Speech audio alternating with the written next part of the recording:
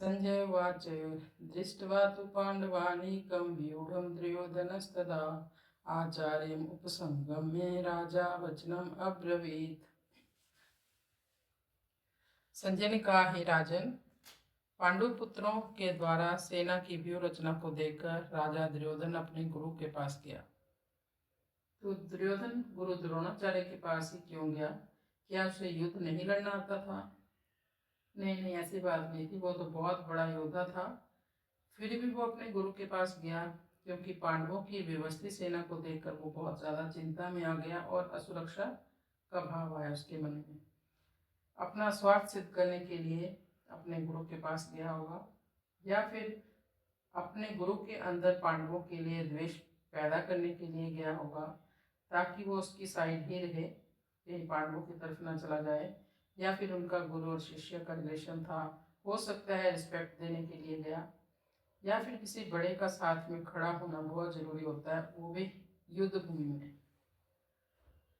तो दुर्योधन हमें क्या सिखाता है? वह हमारे भीतर का अहंकार, लोभ और असुरक्षा है।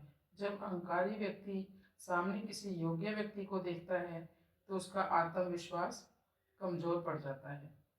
भगवत गीता भी हमें यही समझाती है कि अधर्म के पक्ष में खड़ा व्यक्ति बाहर से कितना ही स्ट्रांग दिखे और उसके अंदर कहीं ना कहीं डर रहता है। दुर्योधन के पास बड़ी सेना थी, सब जानते हैं, फिर भी वो डरा हुआ था। क्यों? क्योंकि सत्य और धर्म के सामने अधर्म को अंदर से डर रहता है।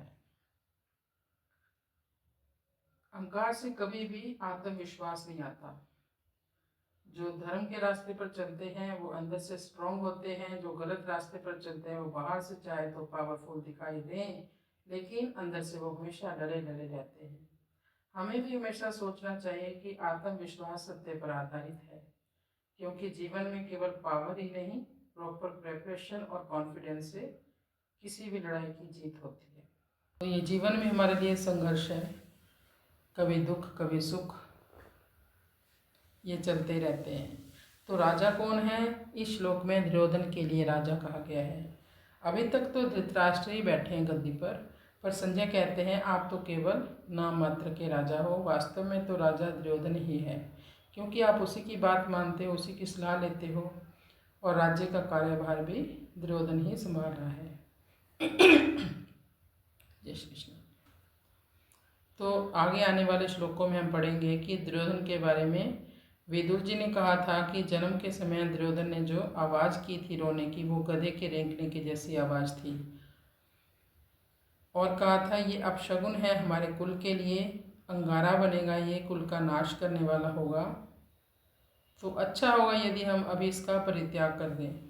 लेकिन पुत्र मोह के कारण धृतराष्ट्र ने उसकी सारी बातें मानी, और सब जानते हैं कि दुर्योधन के कारण ही महाभारत का युद्ध हुआ।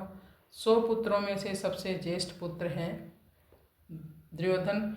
कुल पुरोहित आए, जितने ज्योतिषी आए, सब ने इसके दुर्गुणों को देखकर इसका नाम दुर्योधन रखा था। और बचपन से ही दुर्योधन के मन में पांडवों के लिए बहुत ज़्यादा दुश्मनी थी, द्वेष भाव था।